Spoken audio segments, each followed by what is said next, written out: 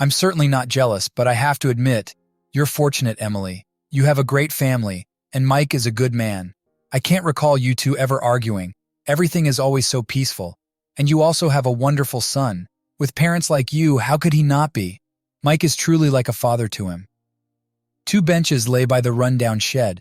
That's where Emily and Laura, who met at the grocery store, sat down. It was just a short walk for Laura to the next street. But Emily had already arrived, and as often happens, wanted to talk about life. In response to a compliment from a friend, Emily sighed, looked at the withering flowers in the garden swaying from the light breeze, and said it looked like rain. She glanced up at the sky, hinting at something. Laura, without waiting for a response, stood up and took her purse. Well, I'm off. It's time for me. You should come by sometime. Otherwise, it's all work. Rachel also left. Emily hurried into the house. Dave had already come back from work and locked himself in his room. He had recently broken up with a girl who was almost his fiancée until he found out she was seeing someone else. The breakup was tough. Dave is still down, and it's unbearable for Emily, like any mother. It hurts her. He's been sad for 2 years, and now at 20, it still hurts. It's painful to see how miserable he is. Matt, you should eat later, Mom said. I don't want to yet, but stop torturing yourself. This will pass too, and you'll have a girlfriend, and we'll throw such a wedding for you, and most importantly, you'll live happily. Dave still ate, chewing monotonously, just to put something in his mouth. I'm going to Paul's, the son informed, and left. Maybe it will cheer him up. As soon as the son left, Michael came back from work. Emily, as many years ago, went to meet him, wanted to hug him, and bumped into the cold gaze of her husband. Mike, what's wrong? She began to set the table, glancing at her husband's sullen face. He silently ate, almost as monotonously as Dave. Really, what's wrong with you both? You're both so down. Michael raised his dark curly head with a touch of gray and looked attentively at his wife. Emily's hair was also dark and slightly wavy. In their youth, people admired this couple, considering them beautiful and happy. For 7 years, Emily couldn't conceive, and people began to gossip, suggesting she get checked to see if she could have children, while Michael encouraged her, saying they would have a son or daughter. They just needed to wait and believe. And indeed, after 7 years of marriage, Emily got pregnant, and relatives sighed with relief. After the birth, she fell into depression, as her friend Laura, with whom they had sat on the rundown shed an hour ago, said. She had no mood, a dull look, hugged the baby to herself, and could burst into tears for no reason, while Michael, on the contrary, was as if on wings, hovering like a dove around his pigeon, washing diapers, cooking porridge if Emily didn't have time. Soon Emily's sadness passed, and all the love in her heart poured out to her son and husband. Emily approached her husband and touched his curly hair. Michael moved her hand away, avoiding her. What's wrong? Tell me. I don't know yet, but I want to get to the bottom of it. Michael pushed his plate away. I don't even know how to tell you, but let's do it this way. I'll ask directly, and you answer me directly too. Dave, is he from me? Emily found it hard to breathe. She froze.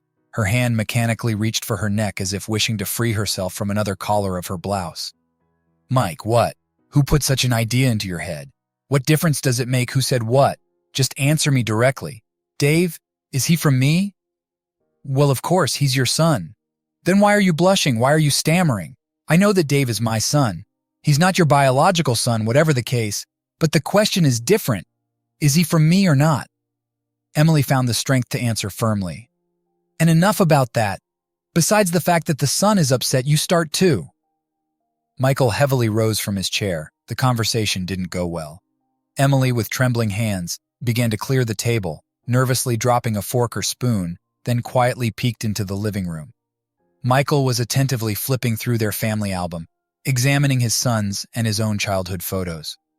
Emily should have kept quiet, biting her lip, not touching him, but inside everything trembled with excitement. But why are you digging around? What are you comparing? What do you want to find out? It's not similar, Michael muttered, completely different externally.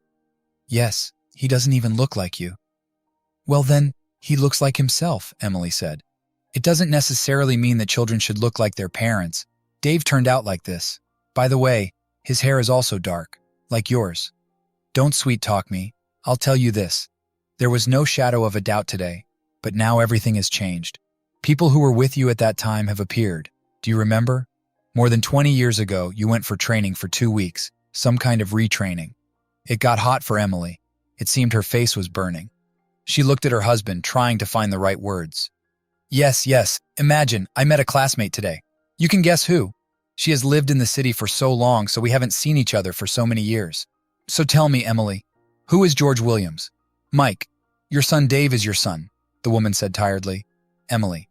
But it can be checked. I'm ready for anything, Michael said. He spoke quietly, but metallic notes were heard in his voice. Emily sat on the sofa, put a white towel on her knees, and was silent for a minute. There's no need to check anything, Mike. Fate decreed that this truth be revealed. All these years, I myself seemed to think that Dave was your son. At first, I even secretly checked myself, thought I couldn't conceive. They said that everything was fine with me. That's when I realized that I would hardly conceive from you. She began to fiddle with the towel, folding it neatly, then unfolding it again. I didn't intend to cheat on you. I loved you then, and I love you now. It just happened that way, and when I realized that there would be a child, I convinced myself that it was your child. Even when he grew up, I saw who he resembled, but still kept silent and couldn't leave you. Forgive me, Mike. Forgive.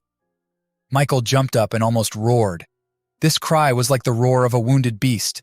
You've been deceiving me all my life. How could you? You didn't bear a child from some guy at your stupid school because you could, because you loved me, because there were no children from me. You're lying. I don't believe it. I'm healthy as a bull. This is your fault. For the first time in his life, he unleashed a hail of insults.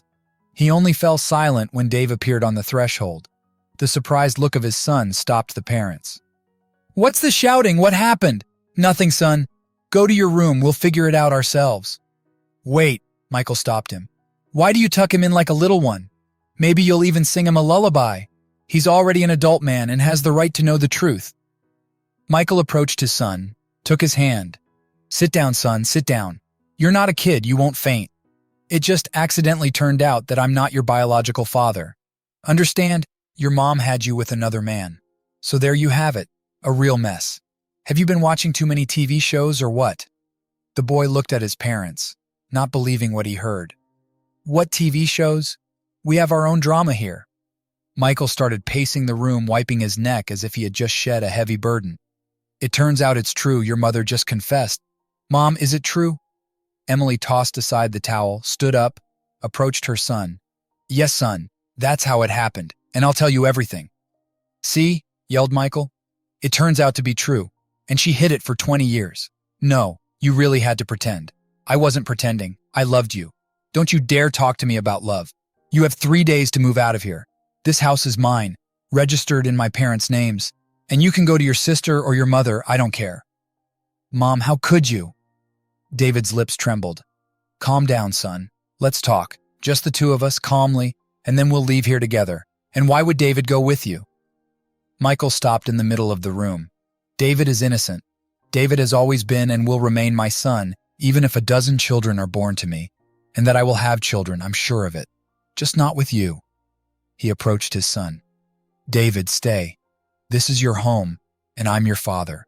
I raised you, and you're not to blame for anything. David, pack your things, Emily pleaded. We're leaving right now. And Alice also deceived me. The boy looked at his father. Are all women like this? Dad, I'm staying with you. David, what are you saying? Emily screamed, her face flushed. Don't go crazy. I'm your mother, your real mother. Are you really going to leave me? I will, the son calmly replied. Alice deceived me too, dating someone else. And now she's married, spitting on my soul. And it's not Father's fault you cheated on him. So I'm staying with Dad. That's right, said Michael. And taking a pillow, he went to sleep in another bed. Don't worry, my eyes won't be naughty. I'll leave today. And you know, Mike, I think it's good that you found out. Otherwise, I couldn't decide myself. Somehow it became easier. I just feel sorry for David. He hasn't figured it out. He's suffering because of Alice, the trauma from his real mother. And he refuses. And you're taking advantage of it. Emily spoke quietly so as not to wake her son, and carefully packed things. You can take whatever you want from the things. said Michael, splashing water on his face from the sink. I won't stop you, but why don't we go through the courts for a divorce? Let the court divide the property. Michael straightened up, holding the towel in his hands. Emily, do you want to get divorced noisily so everyone hears? Can't we do it without a court? I'm saying take whatever you want. And here's another thing. I'm not going to gossip around the town that David isn't from me. He has always been and will remain my son, and your affair is our business. Emily closed the suitcase, turned to Michael, and liked her husband's proposal most of all. She wanted the divorce not to affect David. All right, let it be. I don't want people gossiping about David. She pointed to the pots and pans on the stove. I cooked you some stew. There are burgers in the frying pan, and pasta in the small pot, dumplings and meat ready in the freezer. It should be enough for you for the first time. Now I have to go to work. I'll go to Aunt Mary in the evening, and to the city center to see Mom on the weekend. Michael remained standing by the sink, towel in hand. He came to his senses when the door slammed. He sat on the couch and, clutching his head in his hands, he groaned quietly as if an old wound had ached. Dad, what's wrong? Where's Mom? Nothing, son. Mom went to work. Dad, I won't leave you. Don't think I'm still young. I've also experienced betrayal. Nothing, son. We'll get through it. It's just all so unexpected. I thought she would say it was all untrue, she confessed. A bitter smile appeared on his face. Look how conscientious. 3 months have passed. Michael and Emily were divorced. David still lived with his father. Only now the house seemed empty. Nothing, son. We'll get through it. Michael repeated the same phrase, encouraging himself and his son. What do you think, David? How about if I bring a woman home? David shrugged his shoulders. Well, you have the right. I'm not old yet. There will be a family. There will be children. He approached his son, lightly slapped his shoulder. You won't be jealous of your father, right? What are you? I understand everything. Don't worry, I won't be upset. Well, good. There's a single woman here, so to speak. She's 30 years old. Her name is Kate, started dating. But I want something serious, without deceit, for real. I understand, Father. I understand. Thanks, David. You're a real man. Without all that nonsense. Thanks for your support. Let there be a woman in the house to cook for us. After all, we've let things go a bit at home, by the way, Tim. Have you called your mother? Yes, she calls all the time herself. Always asks how I am. She invited me to her place. Well, and you? Why don't you go? I'll manage, replied David, but himself thinking, after all, she's still mother. Michael felt guilty as soon as he met Kate. Distracted from the heartache and resentment towards Emily began to recede. It seemed to Michael that he had his whole life ahead of him, a life without deceit, betrayal. Actually, she hasn't called for 3 days, confessed David. Before, she called every day. Call her yourself. Find out something. David took out his phone and dialed his mother's number, only to hear that the subscriber was not available. Strange. She was always reachable, but now... The boy felt a sense of detachment from his mother for the first time. Daily calls had become a habit, and it seemed like it would always be this way. But now, not a single call from her for 3 days, and still unavailable. Call Grandma, Michael suggested. Maybe she knows something. Yes, but Grandma hears poorly. It's useless to talk to her only. David was speaking when a call rang out. He himself couldn't believe it when he heard his grandmother's voice. Grandson, come, she was crying, she said, or rather shouted into the phone. What's going on? Come, grandson, she repeated. Well, really, nothing is clear, David was surprised. The next day after lunch, he left work and hitchhiked to the city center. And where's Mom? He asked Grandma Anna. So in the hospital, Emily has been in the hospital for 3 days. How come? First it was her blood pressure, then her heart. She called you, but you didn't answer. It upset her a lot. David was stunned by the news. His mother had never complained about her health. She was a beautiful, flourishing woman. When with Michael, people turned to admire the beautiful couple. So it was hard for David to believe that his mother was in the hospital. Mom, please get well. I'll call you and Grandma every day. He took her hand. Please forgive me, son. Don't blame yourself. I understand everything. You've just gone through a breakup with your beloved girlfriend, your fiancée, and then this news comes along. David pressed his lips together, silent for a minute, stroking his mother's hand. Mom, I love you. Emily smiled.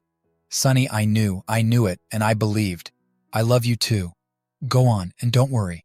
Mom, I'll come tomorrow right away. But work, You need to ask for time off. I'll ask for a week off. I have a valid reason. My mom is in the hospital. He left the ward and wiped away a tear, glad that his mother hadn't seen it on his face. Come here. Nurse Margaret stood near the duty room, towering like a beacon, instilling respect with her stern appearance. The entire medical staff listened to her, and even the chief physician was said to be cautious around her. When she arrived 15 years ago, the chief physician, Dr. Alexander Nichols, after their first meeting said, "A remarkable woman," and since then, nurses often called her Grand Margaret. "Listen here, young man," she placed her firm hand on David's shoulder. "You don't come to your mother with empty hands, understood?" Only then did David realize he hadn't even brought juice. "I forgot, honestly," he confessed. "Can I run and come back? I'll buy some fruits." "You can, I allow it. And buy some flowers, too." "Okay." David rushed out of the hospital, sped to the downtown where a flower stall was located, and returned half an hour later, grabbed a gown and called Margaret. "You promised to show me," he reminded her. "This is for you." He handed her a bouquet. "No, not for me. For your mother. Oh, such a fool. Just like my nurses. Always have to teach you everything." "Well then, here." David reached into his pocket and pulled out a chocolate bar. "This is for you." "Now that's better. We'll enjoy something sweet." She stopped by the ward. "Hand over the package, kiss your mom, and promise to be a good son. Got it?" David nodded. Margaret's demeanor commanded obedience. David sat with his father at the table for a long time. The tea had long since cooled. They occasionally reheated it, then left the mugs again. "Don't be upset, Dad. I've decided to move in with Grandma. Wait for Mom from the hospital. When I found out what she did to you, it seemed like you were the victim. But now she's too weak. I want to support her." "I'm not upset, that's right. Emily was always a good mother, that can't be taken from her. And she was a good wife too." "Dad, you should marry. You have the right, I won't say anything." "David, what about work? Isn't it a long commute?" "I'll transfer to the city center. I'll work there. I've already decided." David moved in with his grandmother over the weekend and started visiting his mother every day. Nurse Margaret now greeted the young man with a smile, opened the door to the ward, and announced, "Emily, here's a visitor." Then in her free moment, she'd sit on the bed. "You have a good son, Emily. You were worried for nothing. Thank you, Margaret, for supporting me." "Well, how could I not, Emily? Remember 15 years ago, I was having a tough time with Victor, almost got divorced, but you supported me. Now it's my turn. All this, only she and Michael can't be reconciled. It's because you're too conscientious. Another would have held on to the end and not confessed. So now decide for yourself. The main thing is that David is with you with all his heart." Ah, life. We meet when something happens, you get better, and then we'll part again. I don't know how many years, Margaret. Maybe we'll meet sooner if there's a good reason. "David, saying hello, you rush like a whirlwind somewhere, always in a hurry." The senior nurse stopped David, who was almost running through the corridor with bouquets of flowers, panting. "Oh, Nurse Margaret, hello, they are discharging Mom, so I'm in a hurry." "I see. You're flying full sail. You almost knocked down Katie." David turned around and saw a young nurse headed to the ward, her blonde hair hidden under a pristine medical cap, with only light curls escaping at the temples, fluttering with each step. David froze, watching the nurse until she disappeared into the ward. "You hurried for nothing. The discharge isn't ready yet. Besides, Katie is giving an injection now, so you'll have to wait." "Well, I'll wait. I'll sit downstairs." David remembered the flowers and gave one of the bouquets to the senior nurse, Nurse Margaret. "This is for you. Thanks for the help." The woman smiled. "Ah, David, you got it mixed up again." "What's wrong?" The young man was surprised. "Here's the second bouquet for Mom, and this is for you as thanks." Margaret slightly opened the door to the ward. "Look," she whispered. "There's Katie giving your mom an injection, and there were also IV drips and other procedures. It's not about those. Katie knows how to support and calm with a kind word. Better give this bouquet to the nurse doctors." David looked at Margaret in surprise. Yes, I'm telling you, give the little bouquet. Maybe you'll remember Aunt Margaret with a kind word," she laughed. David saw in this grand Nurse Margaret, as her colleagues called her, a kind and gentle woman. After picking up his mother from the hospital, Timothy left his father's house, settling in with his mother and grandmother. He saw Michael often, dropping by once a week, But he didn't stay long, sitting for an hour or an hour and a half, then getting ready to leave. It was unusual to see a stranger in the house where he grew up. The furniture rearranged, different curtains on the windows, different dishes, and most importantly, the new lady of the house, the petite, pretty Kate, always smiling, tried every time to please David. "Stay a bit longer," his father asked. "Tell me what's new with you." "It's all the same, I already told you." David was silent then. When they went out the gate, he confessed, "Everything has changed. You see it yourself, what can you do? I didn't expect such a sharp turn. Tell me better, how is Mom? How does she feel?" "Everything is good with her, you know. She has a cool acquaintance, works as a senior nurse in the hospital. It was she who made Mom get treated, imagine, all these years we lived. She never complained." "Well, let her not get sick anymore." Michael wanted to send his regards but didn't dare. "How are you on the personal front?" he asked instead. "Well," Timothy hesitated. "How to say, it's just starting, but yes, there is a girl," the son confessed. 2 months after being discharged from the hospital, the day of discharge became the day David met Katie, and the bouquet intended for Nurse Margaret was given to Nurse Katie, as advised by Margaret herself. That's how their acquaintance started.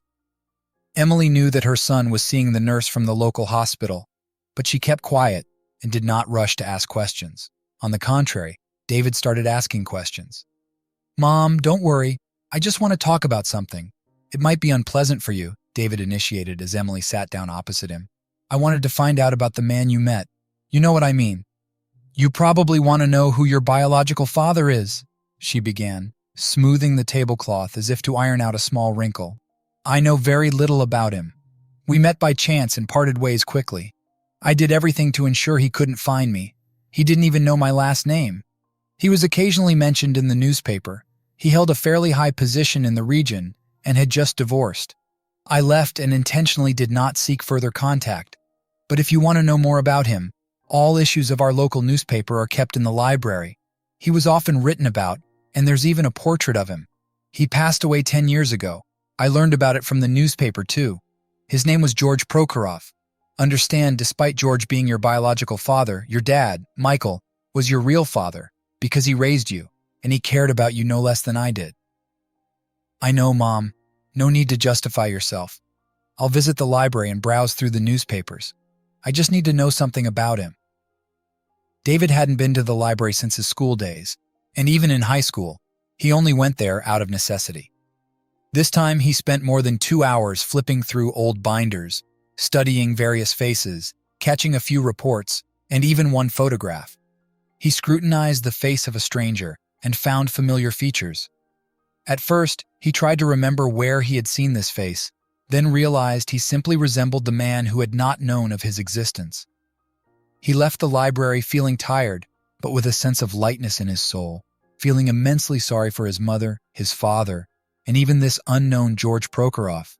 He wanted to live in such a way that in 10, 20, or 30 years, he wouldn't make mistakes. "Hello, Emily, here I am."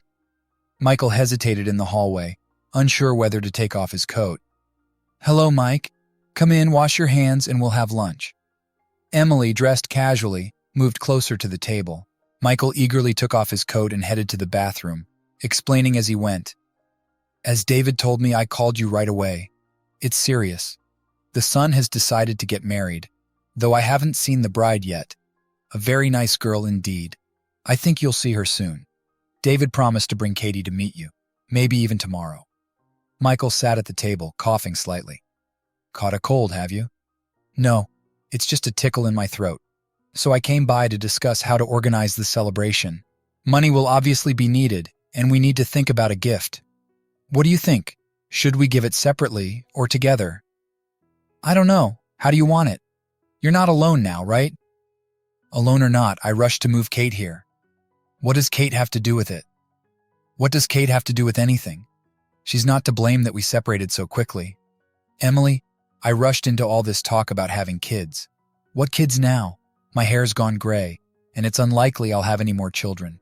I only have one son, David, so maybe we should make a gift for the young couple, get back together." "That's a nice thought." Emily covered her face with her hands, her shoulders shaking as she tried to cry silently. "Emily, Don't cry, understand me, to learn such a thing. And you know through whom? Through Alice Cooper. She's now Silverton.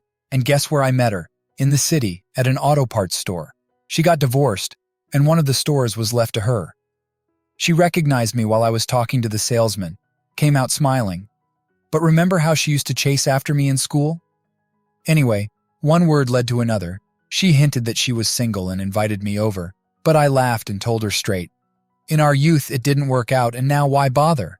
She got offended by my words and then told me she had seen you. I didn't believe it, walked out and left. But then the thought stuck, and I decided to find out. Emily sighed. Let's have lunch already. Emily, now that everything's out in the open, let's get back together. I love you, and I know you love me too. Everything's correct, Mike. Love is there, but there will be no happiness now, not anymore. You'll say you love me, but you won't forgive, and I will always feel guilty in front of you. No, Mike, it won't work out between us. Why do you think I won't forgive? Maybe I already have. You know, Mike, the stronger the love, the harder it is to forgive. Let's better organize our son's wedding. I'm so grateful to you for David. You are the best father in the world. Well, then let it be. Maybe it's not time yet. He looked at Emily as if trying to memorize her features. Why are you looking like that? It's been so long since I've seen you. I can hardly believe you're here. You know, I've put the house in David's name, our heir after all. Let's have lunch now, and we can talk about the wedding. It'll be hard for me to handle it alone. And most importantly, in all this situation, we need to remain good people. After all, we've organized a magnificent wedding for our son.